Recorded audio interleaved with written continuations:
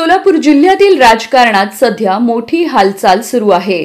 भाजपकडून सुरू असलेल्या ऑपरेशन लोटसला आता थेट शिंदे सेनेनं ऑपरेशन टायगरचा शह दिला आहे। विशेष म्हणजे या ऑपरेशन टायगरचा पहिला फटका थेट भाजप आमदार समाधान आवताडे यांनाच बसल्याची चर्चा आहे।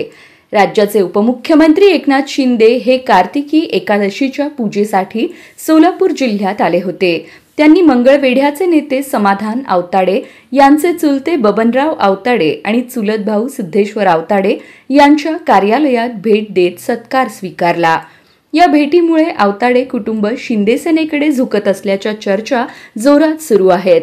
यावेळी काँग्रेसचे माजी आमदार भगीरथ भालकेही उपस्थित होते। त्यामुळे आता भालके शिंदे सेनेत जाणार का असा प्रश्न राजकीय वर्तुळात चर्चेत आला आहे।